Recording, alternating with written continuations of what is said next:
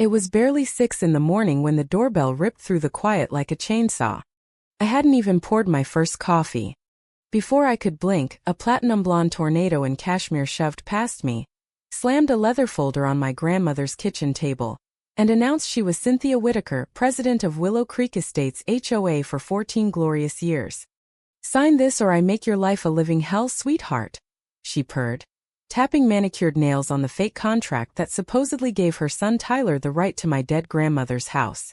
"I am the law here. Remember that." I stood barefoot on the cold tile, still wearing Graham's old cardigan that smelled like lavender and regret, staring at the woman who had just declared war on the only place that ever felt like home. She had no clue the quiet little graphic designer she was threatening had spent the last 2 years being slandered online as that unstable neighbor in my old city after I blew the whistle on a corrupt boss. Lessons in patience I was about to cash in on big time. Cynthia didn't wait for an invitation. She breezed past the framed photos of Graham teaching neighborhood kids how to plant wildflowers in the big backyard garden, past the funeral lilies still wilting on the counter, and dropped into a chair like she owned the place. "I'm truly sorry about Eleanor," she said with the warmth of a refrigerated smile. "But business is business. Your grandmother promised Tyler this lot for his development project. Sign, take the check, and go back to wherever you came from. 72 hours, generous under the circumstances." I glanced at the papers. The header looked official until you noticed the county filing code was missing 2 digits. Classic intimidation tactic for people who don't read fine print. I kept my face blank, the same blank I perfected when trolls called me crazy online for daring to expose fraud. "I need time to review this with my lawyer," I said softly. Her smile vanished like cheap lipstick in the rain. She leaned in, perfume choking the room. "Let me explain how things work in Willow Creek, dear. This is my community. Your grandmother fought me for years with her little rebel garden. Code violations, complaints, legal fees. You want that headache?" She paused, letting the threat hang like a noose. "Or you sign, take the money, and leave. I am the law." Every word was another nail in her own coffin. I let her talk. Silence is the best recording device when you're building a case. She smoothed her coat, marched out, and slammed the door so hard the welcome mat, non-approved beige apparently, flipped over. She never noticed the small bronze badge on my entry table, the one I'd tucked away after my transfer to the county DA's office as assistant district attorney. She thought she'd just steamrolled a grieving nobody. I waited until her Mercedes disappeared down the cul-de-sac of identical beige houses, then picked up my phone and dialed my old partner from the fraud unit. "Bring a body cam and coffee," I said. "We might have something juicy on Cynthia Whitaker." The garden out back was still blooming like Graham left it, wildflowers in every color the HOA bylaws explicitly banned. She'd turned that big corner lot into a free community space for kids from broken homes to learn about growth, dirt under their nails, second chances. Beige compliance was Cynthia's religion. Graham's garden was her personal sin. I walked the rows, remembering how neighbors used to sneak over after dark for cuttings and quiet talks. Now the same neighbors crossed the street when they saw me, eyes down, because Cynthia had spent years painting anyone who resisted as trouble. I'd been one of them once, back when I visited Graham and got labeled "that loud city girl" for parking my car 2 inches over the invisible line. Misunderstood then. Silent now. Perfect. By noon my partner showed up. We sat at the kitchen table where Cynthia had threatened me and started digging. First stop, the county clerk's office online. No record of any sale agreement between Graham and the Whitakers. The will was airtight, everything to me. Cynthia had lied through her perfect teeth. Next came the HOA bylaws. 49 pages of soul-crushing nonsense. Section 12. Board vote required before any violation notice. Section 15, 30-day grace period. Cynthia had ignored both for 14 years. That afternoon the first notice arrived via a polo shirt minion who wouldn't meet my eyes. Wildflower garden violates uniform landscaping standards. It read. Fine $500 due in 24 hours. Attached photo showed my beautiful chaos of poppies and daisies. I photographed the notice, time-stamped it, and smiled for the first time since the funeral. Game on. 2 days later another envelope, Mailbox flag faded 3% non-approved color. $750. The flag was the American 1 gram flew every day. The fade was literally one thread. Then came the big one. Welcome mat too welcoming encourages strangers. $1,000. 3 manufactured violations in 1 week targeting a house that had stood for 30 years without a single complaint. I spent the evening cross-referencing every notice against the bylaws. Cynthia was operating solo, no board approval, fake deadlines, weaponizing paperwork like a mafia don in pastels. Dark humor of the week, her own lawn was 2 millimeters too long in one spot, I measured, but of course that never got cited. Rules for thee, not for me. Old Mrs. Alvarez from next door brought over tamales the next morning. Eyes darting like we were in a spy movie. I heard Cynthia visited, she whispered. She's been doing this for years. The Garcias lost their savings fighting fake fines and sold cheap to some company Cynthia controls. The Park family moved after she reported them to CPS over a basketball hoop 2 inches too tall. 3 families gone, 3 lots acquired at bargain prices. Your grandmother was the last holdout. I listened without interrupting, letting her talk.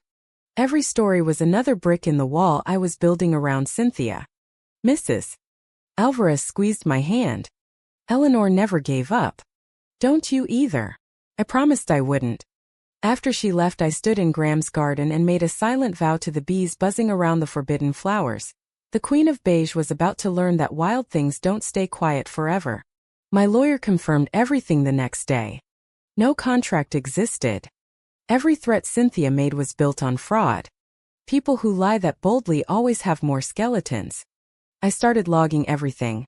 Photos, timestamps, recordings of every conversation I could catch on my phone. The emergency meeting notice slid under my door at 11 p.m. That Tuesday, 48 hours to appear and face a resolution declaring my property a public nuisance, requiring immediate sale or shut down. I read it twice, then laughed out loud, the kind of laugh that sounds a little unhinged at 2 a.m. Cynthia was bringing the fight into the open. She still thought she was hunting Bambi. She had no idea she just invited the wolf to the town hall. The community center was packed. Double the usual turnout. Residents sat in folding chairs like hostages at their own execution.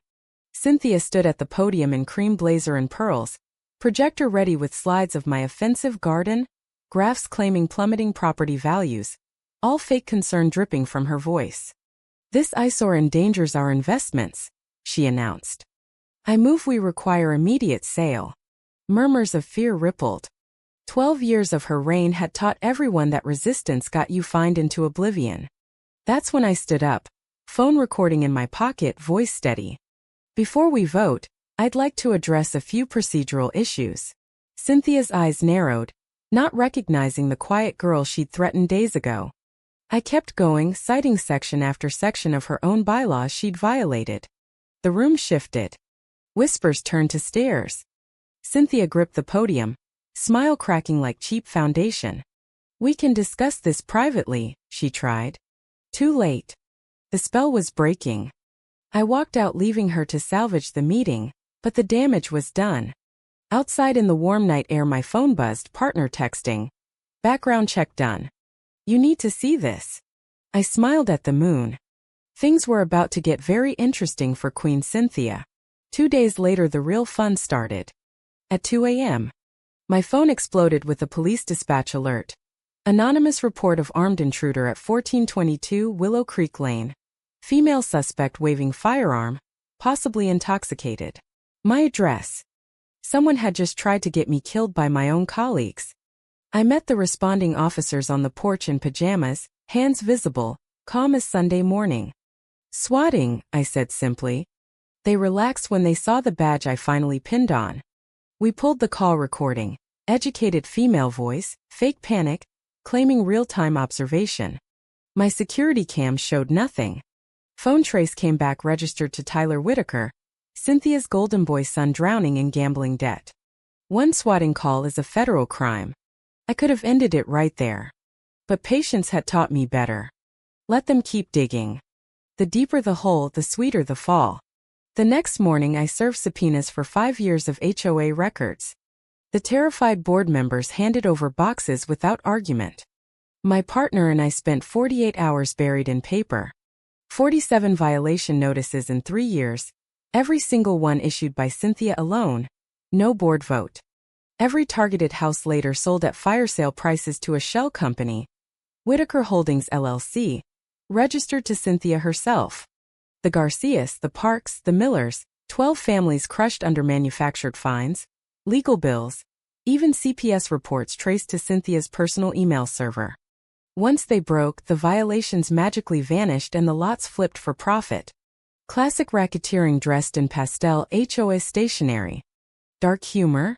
Cynthia's annual charity gala, speech about building stronger neighborhoods, while she was literally stealing them. My partner whistled low. This isn't a homeowners association. It's a real estate extortion ring with better manicures. The FBI fraud unit joined the party after we showed them the wire transfers crossing state lines. Special Agent Ramirez arrived with a forensic accountant and warrants for Tyler's finances. Turns out the perfect son owed $2.1 million to offshore bookies. Mom had mortgaged her McMansion to cover part of it. The garden lot prime corner real estate was supposed to be their golden ticket. Graham's refusal had been a death sentence for their lifestyle. When she died, Cynthia saw an easy mark, the quiet granddaughter everyone remembered as that slandered girl from the city. They never imagined that girl had spent years building fraud cases for the DA's office. Witnesses started coming forward once word leaked. Mrs. Alvarez gave a sworn statement detailing years of threats. The Garcia family flew in from Arizona to testify how Cynthia's campaign of fines left them bankrupt. 5 other former residents submitted emails, recordings, everything. Metadata from Cynthia's deleted messages showed planning sessions with Tyler. She won't sell. Time to scare her out. Location data placed Tyler's phone half a mile from my house the night of the swatting call. Ironclad. Pattern so obvious no jury could ignore it. Meanwhile, Cynthia felt the walls closing and did what cornered Karens do best. She attacked. Anonymous posts flooded the neighborhood Facebook group. Concerned citizens warn about new resident using connections to harass our beloved president. Fake screenshots of me threatening her circulated. A petition for my removal appeared overnight with 200 signatures from freshly created accounts. Then a local reporter got an anonymous tip about corruption in the DA's office. He called me. I calmly suggested he check public records. 24 hours later he published the real story. 14 years of HOA terror, forced sales, secret company. Cynthia's smear campaign blew up in her face like a dollar store firework. The final crack came from inside the family. Tyler, facing federal time and frozen accounts, walked into the DA's office with his lawyer and sang like a canary. Text messages, recordings of Mom ordering the swatting call, everything. He traded testimony for a deal. Cynthia still thought he was at a bankruptcy meeting. She had no idea her own son had just handed us the keys to her prison cell. The arrest warrant arrived on a Tuesday afternoon. Judge signed it for maximum public impact. At the next monthly HOA meeting, I spent the next 48 hours reviewing every page of evidence, rehearsing procedure, making sure nothing could be spun as personal vendetta. This wasn't revenge. This was the system she pretended to love finally working exactly as designed on her. Thursday night the community center parking lot looked like a tailgate party. Word had spread. 60 cars, residents clustered outside whispering. I waited until the meeting started, letting Cynthia settle into her throne. Then I walked in full business suit, badge visible, partner and 2 uniforms behind me. The room went graveyard silent. Cynthia was mid-rant about elements that refused to comply. She clicked to the next slide. My garden in all its colorful glory.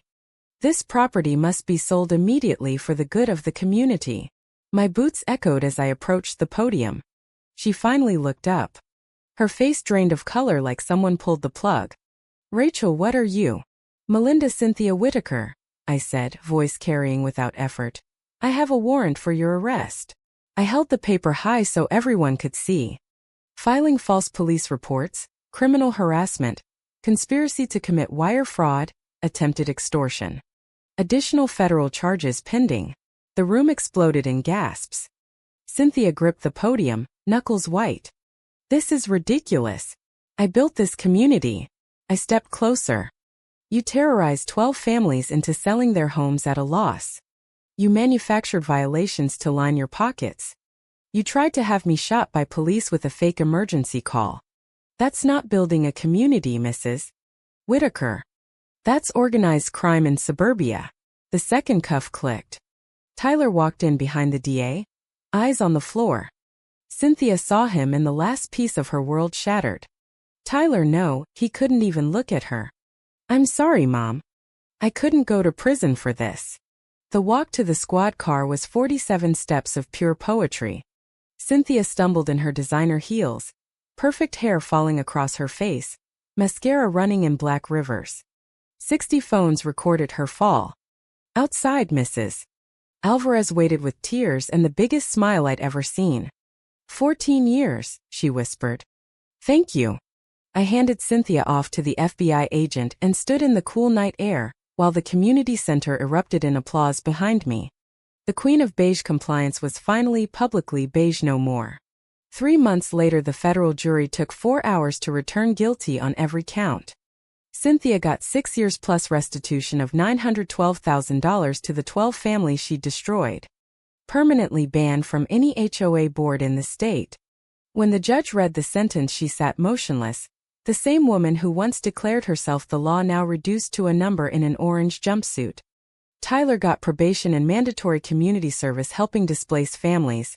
Irony so thick you could spread it on toast. Willow Creek changed almost overnight. Mrs. Alvarez was elected president in a landslide.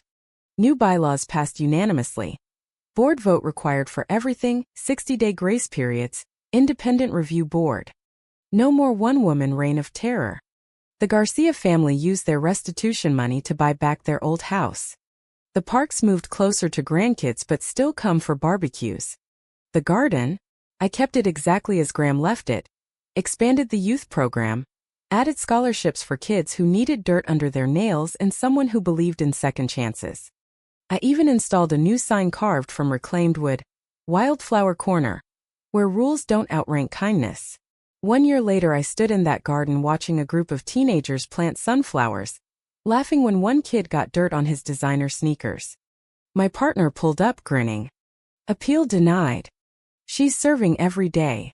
I nodded, watching a little girl who used to be too scared to speak now directing the planting like a tiny general. Good.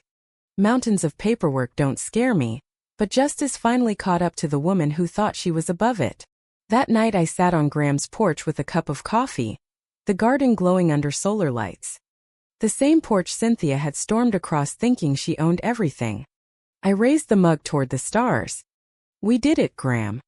The wild things won. The wind rustled the flowers like soft applause. If you've made it this far, thank you for listening. This wasn't just one Karen's downfall. It was proof that patience beats power when the power is built on lies. Cynthia ruled through fear for 14 years because everyone believed she was untouchable. It took one person who'd already been slandered, misunderstood, and underestimated. Deciding enough was enough to bring the whole rotten system crashing down. So here's the question I want you to answer honestly in the comments. Was it wrong for me to stay silent, keep recording, and let Cynthia and her son keep committing bigger crimes until the case was ironclad? Or was that exactly the smart, patient move that finally delivered real justice? Who was truly in the wrong here? The HOA queen who broke every rule while pretending to enforce them, or the quiet resident who used the law against her? Drop your vote below, right or wrong. And if you're currently battling your own HOA Karen, remember, document everything, know your rights, and never underestimate the power of letting them tie their own noose. Subscribe for more stories where bullies get exactly what they deserve. Until next time, keep your gardens wild and your receipts wilder.